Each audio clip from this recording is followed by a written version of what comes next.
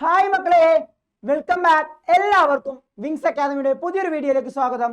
ഞാൻ ഇന്ന് നിങ്ങളുടെ മുന്നിൽ 9ാം ക്ലാസ് ഹിസ്റ്ററിയിലെ 5th chapter society and economy in medieval India അഥവാ സമ്പത്തും സമൂഹവും മധ്യകാല ഇന്ത്യയിൽ ആ ഒരു ചാപ്റ്ററിലെ ഒരു 4 മാർക്കിന്റെ ഷുവർ ക്വസ്റ്റ്യനുമായിട്ടാണ് ഞാൻ ഇന്ന് നിങ്ങളുടെ മുന്നിൽ എത്തിയിരിക്കുന്നത്.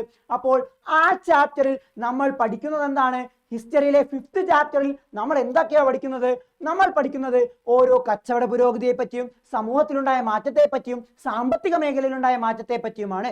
അവിടെ നിന്നുള്ള ഒരു ഷുവർ ക്വസ്റ്റ്യൻ, ആ ക്വസ്റ്റ്യൻ ആണ് measures adopted by the rulers for the progress of trade അഥവാ കച്ചവട പുരോഗതിക്കായിട്ട് ഭരണാധികാരികൾ സ്വീകരിച്ച നടപടികൾ.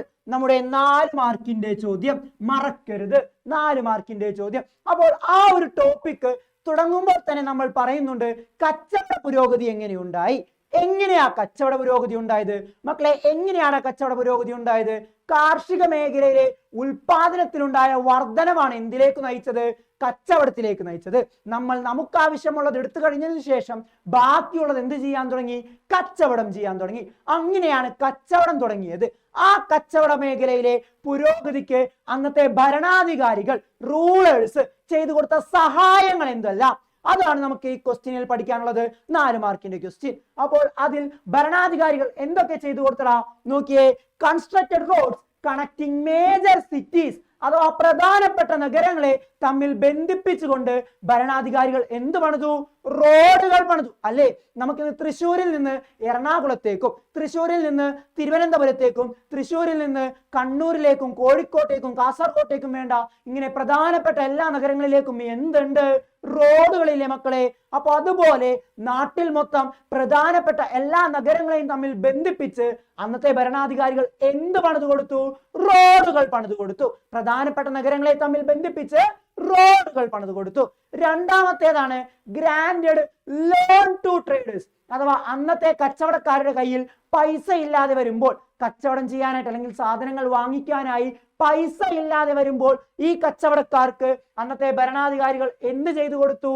വായ്പകൾ നൽകി, ലോൺസ് കൊടുത്തു. കച്ചവടം ചെയ്യാനായിട്ട് കടം കൊടുത്തു, പൈസ കടം കൊടുത്തു. മൂന്നാമത്തതാണ് കൺസ്ട്രക്റ്റഡ് സരായ്സ്. മക്കളെ, സരായ്സ് എന്ന് പറഞ്ഞാൽ റെസ്റ്റ് ഹൗസ് ആണടാ, അഥവാ വിശ്രമ കേന്ദ്രങ്ങളാണ്. എന്താണ് മക്കളെ സരായ്സ്? റെസ്റ്റ് ഹൗസുകൾ, വിശ്രമ കേന്ദ്രങ്ങൾ. ഇന്നത്തെ പോലെ കച്ചവടം ചെയ്യാൻ കപ്പലോ വിമാനമോ റെയിലോ ഒന്നും ഉണ്ടായിരുന്നില്ല. അന്ന് എങ്ങനെയാ കച്ചവടം ചെയ്തിരുന്നത്? കുതിരപ്പുറത്തും കഴുതപ്പുറത്തൊക്കെ പോയി, അതുകൂടാതെ കാൽനടയായിട്ടും പോയിട്ടൊക്കെയാണ് ഇവർ എന്ത് ചെയ്തിരുന്നത്? കച്ചവടം ചെയ്തിരുന്നത്. അപ്പോൾ കുറെ ദൂരം സഞ്ചരിക്കുമ്പോൾ ഇവർക്ക് കുറച്ച് റെസ്റ്റ് എടുക്കാൻ, വിശ്രമിക്കാനായിട്ടുള്ള വിശ്രമ കേന്ദ്രങ്ങൾ അന്ന് ഭരണാധികാരികൾ പണിതു കൊടുത്തു. ഇങ്ങനെ കുറെ ദൂരങ്ങൾ താണ്ടി യാത്ര ചെയ്യുന്ന കച്ചവടക്കാർക്ക് വിശ്രമിക്കാനായിട്ടുള്ള വിശ്രമ കേന്ദ്രങ്ങൾ ആര് പണിതു കൊടുത്തു? ഭരണാധികാരികൾ പണിതു കൊടുത്തു. അടുത്ത പോയിന്റ് ആണ് ഇംപ്ലിമെന്റഡ് യൂണിഫോം ടാക്സേഷൻ അഥവാ ഏകീകൃത നികുതി സംവിധാനം നടപ്പിലാക്കി. എന്താണ് മക്കളെ ഏകീകൃത നികുതി? അതായത് നമ്മുടെ നാട്ടിൽ പല ആളുകൾക്കും പല തരത്തിലായിരുന്നു നികുതി. എല്ലാവർക്കും ഒരുപോലെ ആയിരുന്നില്ല നികുതി. പലവർക്കും പലതരത്തിൽ, ഓരോരുത്തർക്കും ഓരോ തുകയായിരുന്നു നികുതിയായിട്ട് അടക്കേണ്ടി വന്നത്. ആ ഒരു സിസ്റ്റം കംപ്ലീറ്റ് പൊളിച്ചെഴുതി നമ്മുടെ ഭരണാധികാരികൾ എന്ത് ചെയ്തു? എല്ലാവർക്കും ഒരുപോലെ നികുതിയാക്കി, യൂണിഫൈ ചെയ്തു. എല്ലാവരുടെയും നികുതികൾ ഏകീകരിച്ചു. അടുത്തതാണ് postal facilities were made efficient അഥവാ തപാൽ സമ്പ്രദായം. തപാൽ സമ്പ്രദായം എന്ത് ചെയ്തു? കാര്യക്ഷമമാക്കി.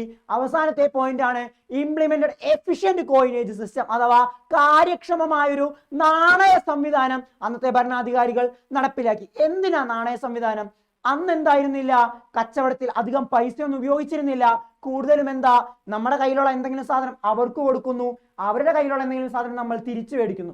ഇങ്ങനെയുള്ളൊരു വിക്കൽ വാങ്ങൽ നടപടിയാണ് എവിടെ ഉണ്ടായിരുന്നത്? മധ്യകാലഘട്ടത്തിൽ ഉണ്ടായിരുന്നത്. അതിനുശേഷം അത് മാറി കോയിൻ ഉപയോഗിക്കാൻ തുടങ്ങിയപ്പോഴും ആ കോയിൻസ് എന്തായിരുന്നില്ല? യൂണിഫൈഡ് ആയിരുന്നില്ല. നമ്മുടെ ഈ ഭാഗത്ത് ഉപയോഗിക്കുന്ന കോയിൻ ആയിരിക്കില്ല ചിലപ്പോൾ രാജ്യത്തിന്റെ വേറെ ഭാഗത്ത് ഉപയോഗിക്കുന്നത്. അങ്ങനെ കോയിൻ ഉപയോഗിക്കുന്നതിൽ തന്നെ ഒരു വൈവിധ്യങ്ങൾ ഉണ്ടായിരുന്നു. അത് മാറ്റാൻ വേണ്ടിയിട്ട്, അതെല്ലാം ഏകീകരിക്കാനായി ഭരണാധികാരികൾ ഇന്ത്യയിലൊട്ടാകെ ഒരുപോലെ ഉപയോഗിക്കുന്ന നികുതികൾ അല്ലെങ്കിൽ ഒരുപോലെ കോയിൻ ഉപയോഗിക്കാനായി നാണയ സംവിധാനം എന്ത് ചെയ്തു? നടപ്പിലാക്കി. ഇതൊക്കെയാണ് ഇതിന്റെ ആൻസർ ആയിട്ട് എഴുതേണ്ടത്. അപ്പോൾ 4 മാർക്കിന് ചോദിച്ചാൽ ചുരുങ്ങിയത് 4 പോയിന്റെങ്കിലും നിങ്ങൾ എഴുതിയിരിക്കണം. അപ്പോൾ 4 പോയിന്റെങ്കിലും മിനിമം നിങ്ങൾ പഠിച്ചിട്ടുണ്ടാവണം. നിങ്ങൾക്കെല്ലാം മനസ്സിലായെന്ന് വിചാരിക്കുന്നു. അപ്പോൾ വീഡിയോ ഇഷ്ടപ്പെട്ടാൽ ലൈക്ക് ചെയ്യുക, ഷെയർ ചെയ്യുക, സബ്സ്ക്രൈബ് ചെയ്യുക. ബൈ.